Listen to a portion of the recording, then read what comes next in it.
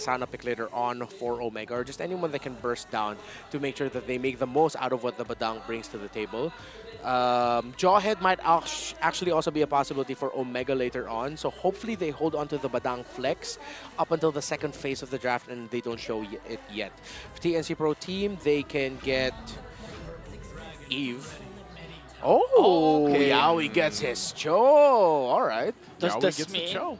that Kufra will put out Chaknu? You know what? If you're gonna pick up Kufra, now would be a good time to do it. Right? Not against the now, Harith. but in this draft. Later on, yeah, of course. Hopefully we get that matchup. Okay. Okay, we like it. We like it. We like it. He gets. I just anytime, dude. You guys can't deny it. All the Yaoi fans around the world, they see him get the Cho. It's the same reaction when, for example, Chaknu did get the Kufra before. So Yeah. they want to see him make the moves, make the plays. And right now, based off this first phase of the draft, I would say that right now TNC, I like what they have. The combination, too, that we've seen before quite a bit is that E pick with that Harith. Two solid options that really work with a lot of utility, but also the ultimates work great together. You know, if you want to set up that box, the real-world manipulation with that Zaman Force, there's a lot of zone potential, especially when you consider the fact that you have these heroes across from you that want to be in your face, right? The Mozkov coming in with the Spirit of Destruction, the Suyo, of course, even the Badang. Like, this is what you want to go ahead and fight. And if you can actually lock someone down with a kick with that Way of the Dragon and take someone out right away, that's a huge advantage for TNC already. Yeah. And we've seen it a lot multiple times yesterday. I believe Cho was picked up as a roamer multiple times, and Omega takes out a lot of junglers, Joy and Alpha. The problem means Omega's actually thinking about a Farsa in their mid lane. That's usually one of the reasons why you would ban out the Joy. Because if you're the Vexana, you're okay with letting the Joy through.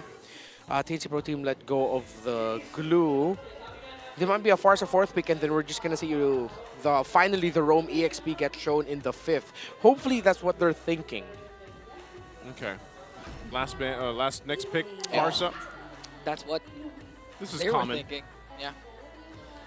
Literally the common, the Farsa into the Eve. Now your last two picks for TNC. We still need a jungle. What do you think Zyda's going to go for? Hoping they pick Lucas, but not for Zyda. Yeah. Or for Lord JM. I would like the Lucas for Lord Jim, and maybe a Still Nolan or Hayabusa. But they might actually be thinking about the Nolan more, considering the rotational speed matches the Suyo better. Okay. So Because of Nolan the effect- Lucas. Yeah, Nolan. Nolan Lucas.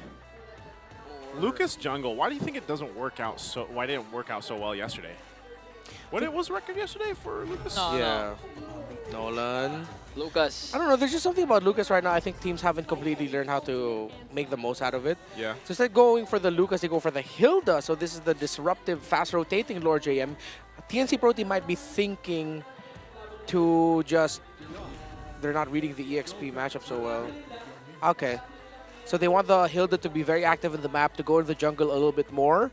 So you're actually rotating more as 4 with the Hilda leaving the EXP lane.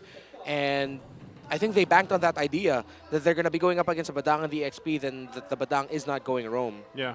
Not going Rome. That was that Tig last pick there. So good responses. And I feel like that Tig was kind of warranted because you want to be able to go ahead and help with setting things up just in case. Because if you do happen to get caught in that fight with the rear-world manipulation and you have a response with the implosion, we've seen this happen time and time again, you could use that in a couple different ways, whether that's to peel, whether that's just to be a counter response from TNC, or to TNC's lineup, then that's fine. But also, again, you have good burst damage, and that's what I like for Smart Omega, because I want to see them have a better early game, one where they take control, at least in the early game, because look at this. The potential here right now, the early to mid-game potential, that was a 4.4. I mean, it looked like it was more red than blue. Yeah.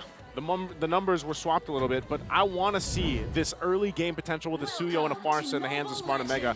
We'll see if they pull it off. We're jumping in the game at 2. Once again, in the Land of Dawn. TNC, will they get a sweep against the Barangay Smart Omega? Yeah, if Omega wants to get that early snowball that Naisu is looking for, they have to make sure that they don't have a repeat of their first engage against Team Falcons Philippines in game number 1 last week, wherein they overly committed because they knew they could get the snowball, and they just missed the execution. Early game post, you could already feel it. And just like that, you already force out Ukir's flicker early on. That early on with the flicker is going to be tough because I was, again, he could just wait till he's level 4, and if you're far, so you got wings by wings, that's kind of safety and net enough. But ultimately, with how this is going to go, like I said, for Jome, he's got his signature Moskov. I want to say it's signature because that's where we saw some of his best performances last season. And I hope that he can pop off, but this is Kozin on the Harith, and the Harith has been phenomenal already, even back before we started MPL. I mean, even last week we saw quite a good thing for the side of Omega, wherein there was a good outplay coming in from Jome, where he used up the Spear of Destruction up against 2 members of Team Falcons. If he continues to pull off outplays like that, I'm not going to wonder why this could go to a Game 3. Oh, Yawi goes in, just checks things out. And even with this, they do have Zyda at level 4. It's going to be spotted out. Little check with the Queller there. The Turtle will be up here shortly. So once they kind of get things situated, again, you're playing around once you have level 4s available, once you have that timer available to you. If Omega, what we're looking for is Snowball from them, they might find the start of it. Oh, good use of the Sacred Hammer plus the Evil Queller plus the Surge to make sure that Yawi has to use the Flicker. So no Flicker available for the Roamer of TNC for this first Turtle fight. Yeah, but you can see this, right? Okir just nearly level 4, so he'll have it. Both gold laners doing their thing. This is going to be a close one for the first Turtle anyway, as both teams went for the reset. They've got their level 4s now. Yawi doesn't, though, because he had to go back. So he might just clear that mid lane, get it, and then they are going to start this up. Half health for now. Who's he going to go for? Okay, Chakno used up a Sacred Hammer. He has the Flicker, connects the kick. Will he be able to cast out the Implosion? Oh. He did, but he didn't catch Zyda. First blood will be drawn for the side of the Phoenix Army. A counterattack right away for Omega to bring down Lord JM. Okay, it's a trade, but slightly not favorable for Omega. Good thing they have a Badang with them that can act as the roamer substitute for now and just hold alongside it. But now TNC Pro Team look to get minion wave priority in the middle. They push that while now threatening the Turtle. Good call. Lancy pops the real world manipulation to zone out Omega. Meanwhile, Chaknu is now in the picture. Yawi goes in with the Way of the Dragon, going to connect onto the Mamba and going to bring him down successfully. That's 1 member down for the Barangay. Okay, keep it together. Still fighting for it. That is going to be finally the Turtle go in the hands of TNC. They're still hunting for Andoru, but he should be able to get away. He's going to lose his orange, though, here, too. Yawi will keep him at bay alongside Lord JM. Andoru, he's still going to try to take this. Doesn't get it. Zyda, not enough damage, too. That was about a minute and some change for that first Turtle, by the way. Yeah, Omega, it's safe to say that they overcommitted into that one, and it became we don't need to really win this. It became, we desperately need to win this with how long that they spent there. While for TNC, they got they were able to shut down the snowball window already for Omega, because after the first objective, they invaded the orange buff, meaning Andori is going to be off his timers. He's going to be a level behind Zyda, or at least half a level bar behind Zyda, which means that he'll be playing catch-up. So Omega might actually want to think about sacrificing the next objective so that they can just steal buffs or steal resources in the lower portion of the map when the second Turtle spawns. Yeah, that's a good idea, too. Oh, Yawi does it. He just goes. Connects, but Chakno answers with the Implosion. Omega, though, will they be able to counterattack? Zyda goes in with a Fracture. Okir manages to stay alive with the wings by wings. No casualties, but 2 ultimates have been popped. Forget, this is also a signature Nolan pick for Zyda in MPL Philippines Season 13 when he became an MPL champion. There was a time where Carl Tizzi's performance was shaky during that season, and Zyda stepped in. Yep. In that run, he went 7-0 with a Nolan. Gosh, what season was that? 13. 13? Yeah. I feel like that was so long ago. Yeah. But I remember that. I remember that specifically when Zyda did step in, because a lot of people were like, I wonder how Zyda's going to do, you know? He did very well. He did very well. Yawi goes in, knows there's no flicker. Wow. Speaking of doing very well, Yawi once again making sure that all of his Way of the Dragons will connect to the proper target. Okir, not safe in the middle lane. Solo kill. But solo kill onto the bottom lane. We didn't get a chance to see it. But still, Big J finding big ways to crawl back to the game. Yeah, okay. That was on his side of the map, too. So did he just kind of escape utilizing the flicker as well, and then threw out the spear, and then Kozin just took too many shots? Yeah, it looked like that was a Big J outplay. He finally had his moment. We didn't get to catch it, man. We've been waiting for Big J. He got his moment, and also they get a Turtle now for Smart Omega. I'm pretty sure we're not gonna have we're gonna have more moments of Big J making big things. Just give it time, or just win week number 2. But if they want to continue, I mean, to extend the series, Big J has to have a multiple highlight plays up against TNC. This is just a personal flavor for mine, but one of the things I don't like about what Omega decided to do here is that Ukir picked up the Flicker instead of the Purify. Bro, you're up against Yaoi on a Cho. I get why you would want the Flicker. You can reposition the Feathered Airstrike, maybe even use it to avoid Yaoi when you see him coming up. When you have the Feathered Airstrike up already, I get that line of thinking, but the Purify might have been the safer choice. That's something I would do, and I always say, you know, when you pick up the Flicker instead, it's just you're relying on pure athleticism.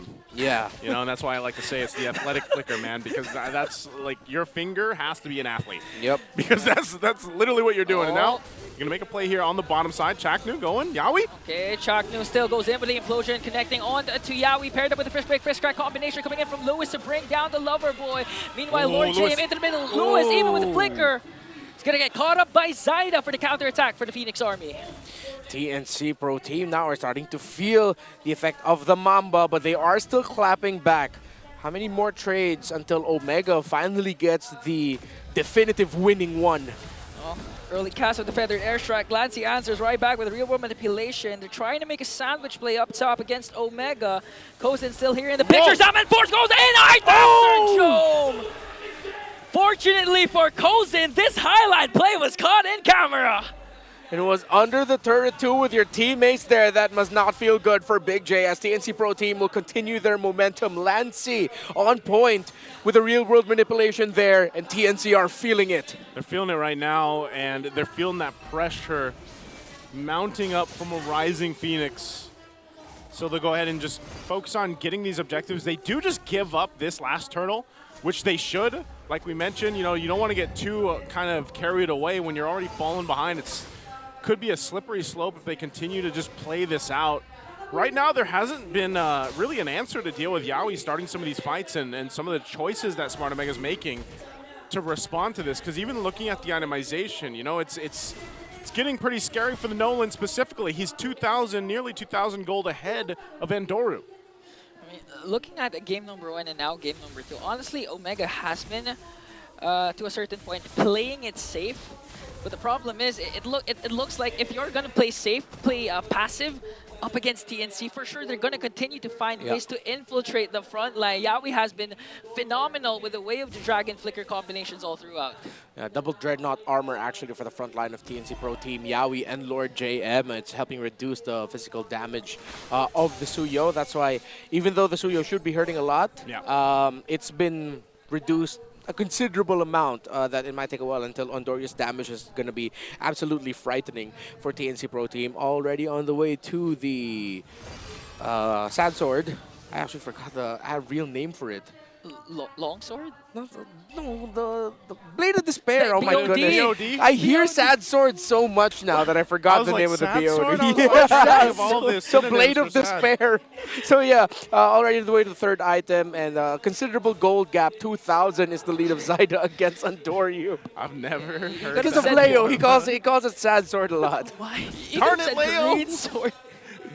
I'm surprised he doesn't have a sound effect for that one. I think he does. He probably does, but He does for sure. well, at this point, you can see the damage being dealt here. It is pretty scary. Looking at this. Oh, fighting again. Ooh, Yaoi. dodge! What a dodge from That's athletic. Andoryu. Now the counter play from Omega. Lancy answers right back with the Chaknu! manipulation onto Chaknu. And they're going to bring down Yaoi in exchange for Chaknu. Oh. The fight still continues. The side goes in with a fracture. Going to bring down Andoryu once again. Forcing out the flicker of Jome also. But Lord JM goes in. Wants to go in for the kill. Omega survives with 3 members. But TNC, once again, a quick response. Another picture-perfect placement. Zyda sees Ukir. Oh, but Zyda dashed into the wall just a little bit. But TNC Pro Team, Lancy on point with another Starfield drop down where Kozen and Lord JM look so comfortable keeping Jome at bay. So good at just zoning out Jome, really not letting him to really do anything.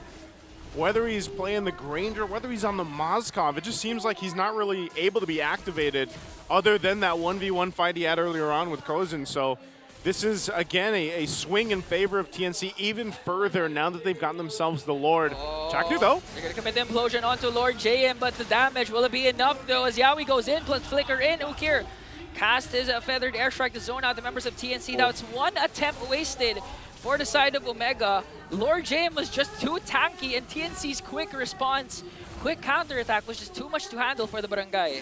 I guess you might as well just go for that. You know the shields are still up in the mid lane, so maybe you don't need the implosion. I don't think it's going to be a backup for this, so they just try to hold on to what they can. Lord's going to be cleared out, but look at Yawi. Does put the threat there, even using the conceal. The shields will go down on the top.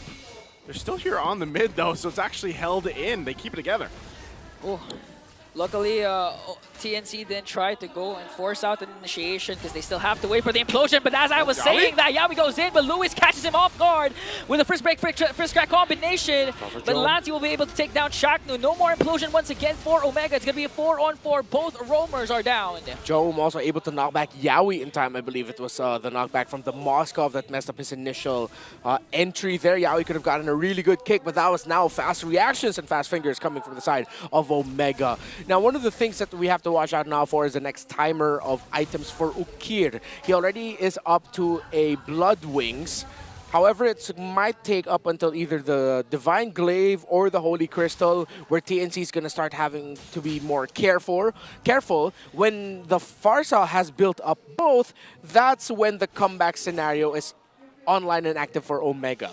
But he's not going to be going for the Holy Crystal. I believe he wants to build the Genius Wand next, and then we'll see if he'll decide between the Crystal or the Divine Glaive. Either of those two items, once it's locked in, it's going to be go time for Omega to just completely turn it around. I mean, aside from the items that Ukir has, again, since he did go for the Athletic Flicker, yeah, he's going to have a hard time trying to execute those feathered airstrike, because for sure Yawi and Lord JM sets their eyes every single time at Ukir whenever initiation is about to happen. I mean, regardless, too, when you really look at it and the fact that you're down 8,000 gold and, even in terms of damage, I mean, look how far away the gap is between your main damage dealers for both teams. You need so much time for Smart Omega to actually get to that point where they're able to go ahead and have those maybe winning fights, because even so, I feel like some of the times with the implosions from Chaknu, a lot of times he's going to catch Lord JM because Lord JM is going to be that front guy on this Hilda. He's going to be the one to go ahead and scout things out. So for Chaknu, it's almost like, okay, if I have to take Lord JM, or at least maybe it's Yawi, then I hope we have enough damage to get a kill, because so far they haven't, because they're just lacking in terms of itemization. And that's just the facts when it comes to being down 8,000 gold. Look at Lord JM. He knows they're there, but he's confident enough that he's tanky enough that he can just do that right now. He actually wants Chaknu to cast a big ultimate, but Yawi casts the Wave of the Dragon first. Chaknu forced to use the Flicker as Ukir cast the Feather Airstrike to zone out TNC. Andori just trying to provide vision for Omega. Will they be able to take away the Lord? Jome just working on the top lane, trying to create the split push action for the Barangay. One more fracture here, just used up by Zyda, but look at the zone by Lord JM! Oh, they might be able to burst down Andoryu right away, as Andoryu has to walk away. Here comes Chaknu. He does, however, have the conceal plus the implosion. They can actually make and go for initiation, as Jome just trying to continue the push up top. Okay, that's about as good as it could get for Smart Omega. Yeah. Get that turret down. Good push from Jome. Yeah, TNC Pro Team now will be able to march in with the Lord, and Ukir, I believe, does not have his fourth main item yet. He just built up the Genius Wand. They should still be able to defend this, but it's not going to be one of those scenarios where, Omega gets a massive turnaround and they're going to push out and potentially even win the game. If they want to get that, that means TNC Pro Team messed up their engagement and positioning and didn't respect the ultimate of Chaknu, that implosion. At this point, a big implosion paired up with a great timing from Luis and Ukir is what will turn this game around for Omega. And you saw that too, Lord JM just picking up the winner's crown. They want to go ahead and just fully get into the base, at least take all the turrets down if they can here. Yawi will go ahead and put threat up there. They manage the waves for that long push in. Oh, and Doryu's so low.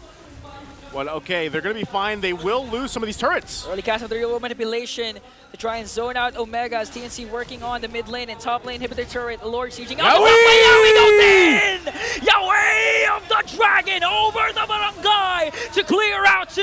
Yaoi, however, will fall down, but Kozen says, I'll use the Zapman Force to slide over the crystal. But Joe answers right back with a Spear of Destruction, but still the Lord is there. And the Phoenix Army will continue to rise. Rising on forward, now in a sweep against Smart Omega. TNC's looking fantastic. OMG, the BGs, APB, TNC in 2. They sweep Omega. TNC in 2. Are we going to change that every week? If I'm